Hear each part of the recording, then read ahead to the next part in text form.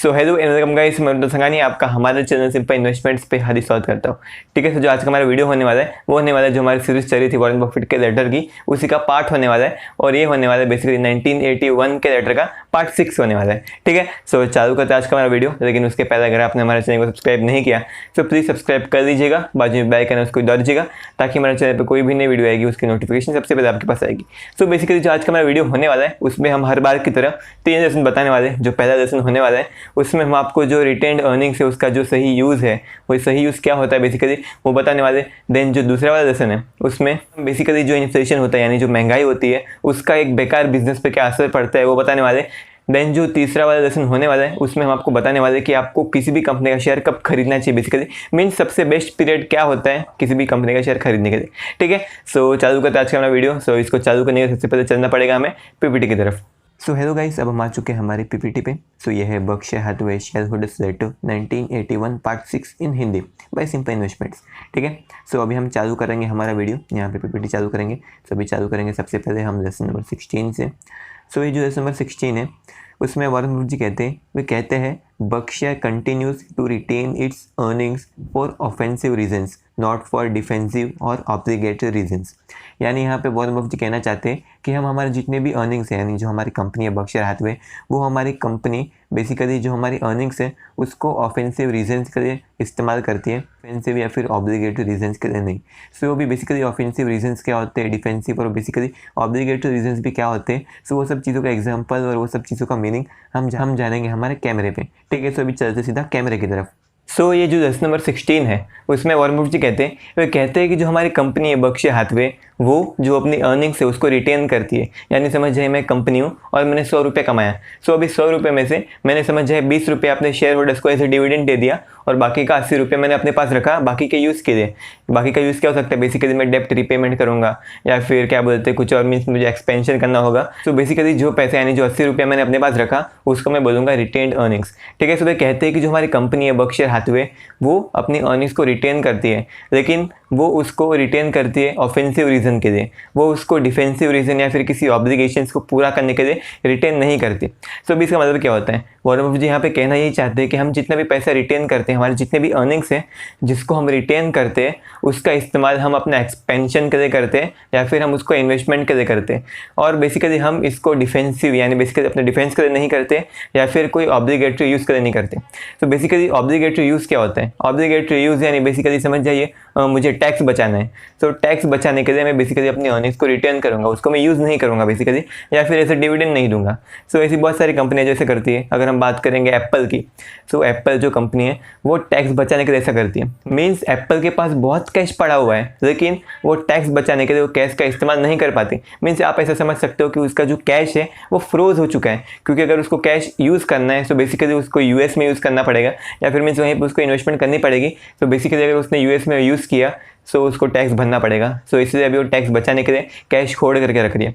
सो ये तो हो गया ऑब्लिगेटरी यूज़। अब ये डिफेंसिव यूज़ क्या होता है, डिफेंसिव यूज़ यानी बेसिकली कंपनी अपनी अर्निंग्स को अपने पास ही रखती है ताकि उसका सर्वाइवल हो सके। सर्वाइवल क्या होता है, सर्वाइवल यानी बेसिकली वो कंपनी टिक सके, यानी कंपनी बिजनेस में थोड़े और समय तक रह सके। ठीक है, सो बेसिकली अभी जो डिफेंसिव यूज़ है उसको हम नेक्स्ट लेसन में थोड़ी और अच्छे से बताने वाले, यानी नेक्स्ट लेसन पूरा इसी के ऊपर होने वाला है कि मीन्स किसी भी बेकार बिजनेस को अपनी जो अर्निंग्स है यानी जो उसकी अर्निंग्स है उसको रिटेन क्यों करना पड़ता है। ठीक है, सो लेसन पूरा उसी के ऊपर होने वाला है। लेकिन उसके पहले ये लेसन में हम यही बताना चाहेंगे, बेसिकली मीन्स यहाँ पे वॉरेन बफेट जी का कहना यही था कि आपको ऐसे बिजनेस में इन्वेस्ट करना चाहिए जो बेसिकली उसकी जो अर्निंग्स है यानी जो बेसिकली उसकी जो रिटेन्ड अर्निंग्स है वो उसका अच्छा इस्तेमाल कर सके। अगर वो अच्छे से इस्तेमाल नहीं कर सकता यानी बेसिकली अगर उसने 1 रुपया रिटेन किया अपने पास, सो उसको जो शेयर होल्डर है सामने उसको 1 रुपया फिर उससे ज़्यादा देना पड़ता है। मीन्स ऐसे देना नहीं पड़ता, मीन्स उसके जो शेयर प्राइस है वो बढ़नी चाहिए या फिर उसकी जो बुक वैल्यू है वो बढ़नी चाहिए या फिर उसकी अर्निंग्स बढ़नी चाहिए उस रेशियो में, बेसिकली उस प्रपोर्शन में।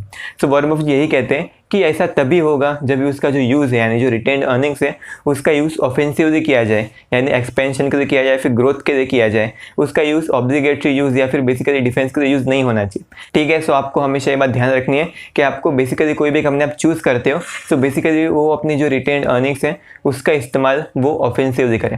ठीक है, सो मेरे हिसाब से आपको ये समझा होगा। अभी चलते लेसन नंबर 17 की तरफ। सो मैं आशा करता हूँ आपको लेसन नंबर 16 समझ में आया होगा।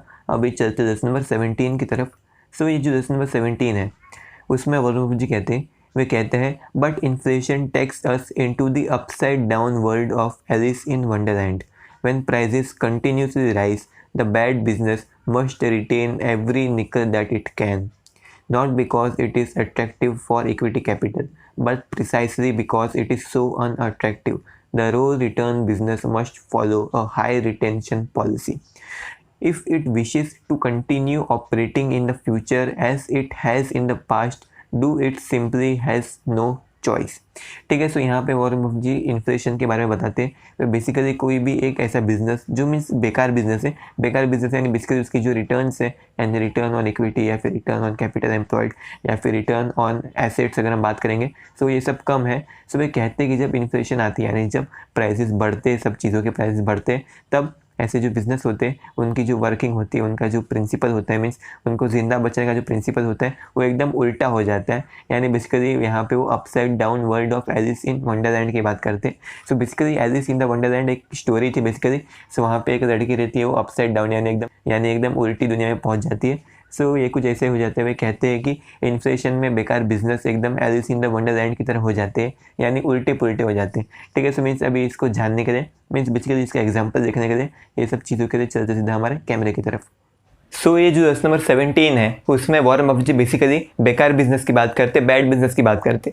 वे कहते हैं कि नॉर्मली ऐसा होना चाहिए, नॉर्मली एक बेकार बिजनेस है यानी बेसिकली उसका जो रिटर्न्स है वो अच्छे नहीं है। यानी अगर हम बात करेंगे रिटर्न ऑन इक्विटी या फिर रिटर्न ऑन कैपिटल एम्प्लॉयड, सो ये रेशियो बेसिकली अच्छे नहीं है। मे बी 10% हो सकते हैं या 15% के नीचे होने चाहिए। मे बी 10% हो सकते हैं या फिर 8-9% हो सकते हैं। वो फिर वो समय के ऊपर डिपेंड करता है कि मीन्स इन्फ्लेशन कितनी है और टैक्स कितना है। ठीक है, सो अगर वो जो बिजनेस है उसकी जो रिटर्न है वो अच्छे नहीं है, सो बेसिकली वो बिजनेस बेकार है और वो बिजनेस जितना भी पैसे कमाता है उसको पूरा पैसा डिविडेंड के रूप में दे देना चाहिए।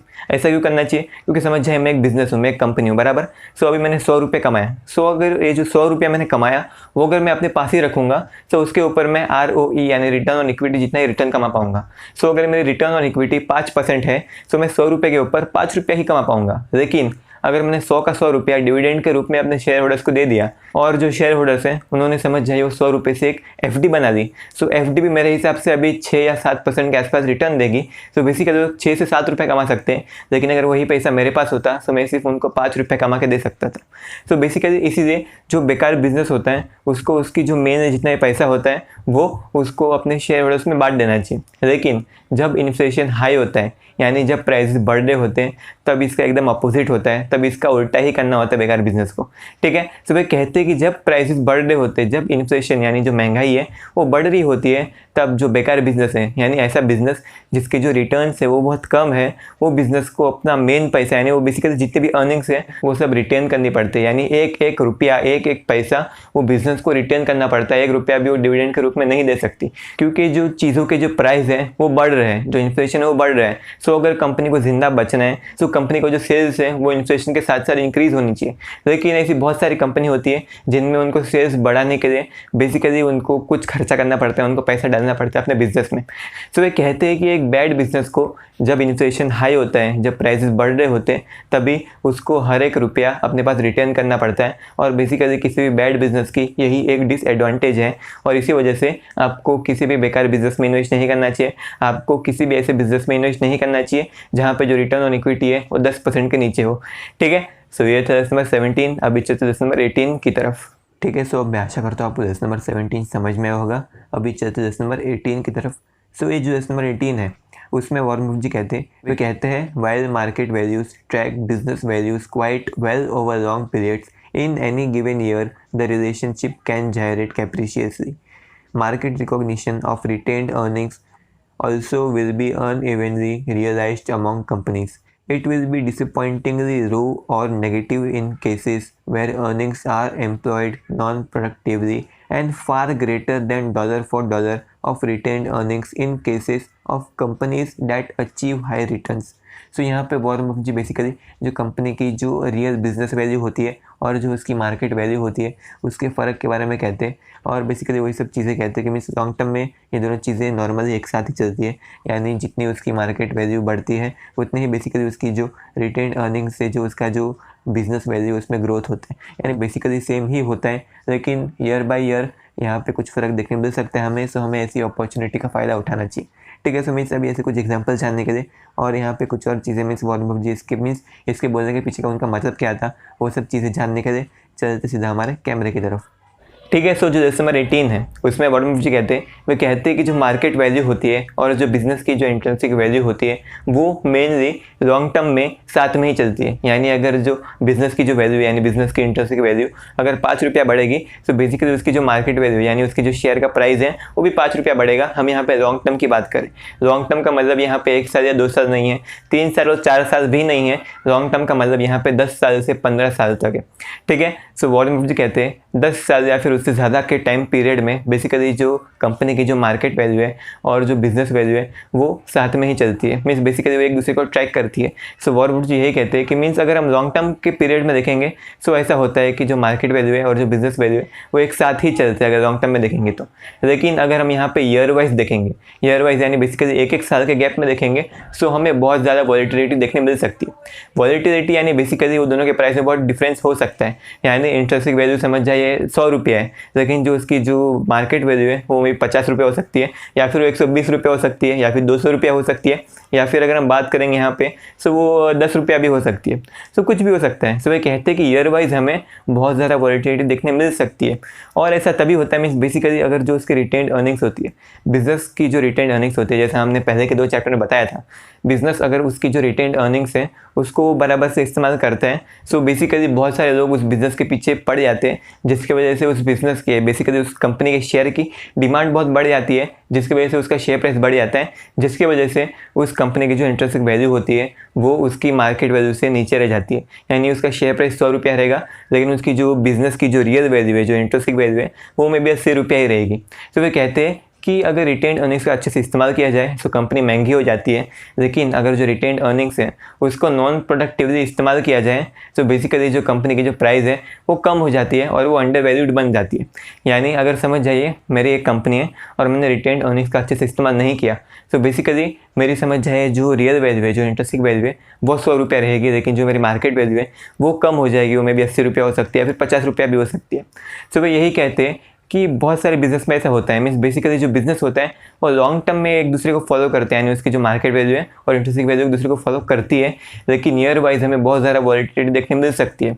ईयर वाइज मीन्स बेसिकली अगर कोई साल अच्छा गया, यानी अगर कोई साल पे उनको रिटेन्ड अर्निंग्स पर अच्छी रिटर्न मिली तो बेसिकली उसकी शेयर प्राइस बढ़ सकती है, ओवर वैल्यूड हो सकती है। लेकिन अगर किसी साल कोई साल बुरा गया बेसिकली, जैसे अगर हम कोरोना वायरस की बात करेंगे तो उसकी जो रिटेन्ड अर्निंग्स हैं वो मे बी इतनी ज़्यादा अच्छे से उस पर रिटर्न ना मिल सके, जिसकी वजह से उसकी शेयर प्राइस अंडर वैल्यूड हो सकती है। सो वॉरेन बफेट यहाँ पे कहना ही चाहते हैं कि जब कोई भी बिजनेस अंडर वैल्यूड हो जाता है तब बेसिकली आपको उसके शेयर खरीद लेने चाहिए, और ओवर वैल्यूड के टाइम उसको शेयर को आप बेच सकते हो अगर आपको बेचना है तो, नहीं तो ओवर वैल्यूड होने के टाइम आपको शेयर नहीं खरीदना चाहिए। तो वे कहते हैं कि लॉन्ग टर्म में ये दोनों चीज़ एक साथ ही चलती है, लेकिन शॉर्ट टर्म यानी अगर हम साल की बात करेंगे यानी ईयर वाइज बात करेंगे या फिर मंथ वाइज बात करेंगे सो हमें बहुत सारी वॉलेटिलिटी देखने मिल सकती है, बहुत सारे उतार चढ़ाव हमें देखने मिल सकते हैं। सो तभी ये जो वॉलेटिलिटी होती है वो एक लॉन्ग टर्म इन्वेस्टर की सबसे अच्छी दोस्त होती है। सो आपको वॉलेटिलिटी का फ़ायदा उठाना चाहिए और जब भी प्राइस अंडर वैल्यूड हो जाए तभी आपको खरीदना चाहिए। ठीक है। तो ये था नंबर 18। हमारी वीडियो यहीं पे ख़त्म होती है। अगर आपको वीडियो अच्छी लगी तो प्लीज़ लाइक शेयर सब्सक्राइब कर देना, और अगर आपको मीन्स ऐसी और वीडियो चाहिए, अगर आपको long term investing, stock market, real estate, gold, ये सब चीज़ों के ऊपर और बहुत सारी वीडियो चाहिए तो प्लीज़ आप हमारे चैनल सिंपल इन्वेस्टमेंट्स को सब्सक्राइब कर दीजिएगा। प्लीज़ सब्सक्राइब कर दीजिए हमारे चैनल को। ठीक है। मीन्स आपको जो करना है करे, वो सब्सक्राइब बटन में मुक्का मारना है मुक्का मारे, या फिर उसके साथ गरबा खेलना है गरबा खेले, डांडिया खेले, जो करना है करे, लेकिन प्लीज़ आप उसको दबा देना, वो बटन को दबा देना, डाल करके बटन को, और उसके बाजू में जो बेल आइकन है उसको डाल दीजिएगा। ठीक है। तो थैंक यू सो मच इस वीडियो को यहाँ तक देखने के लिए। Thank you so much. अब हम चलते हैं।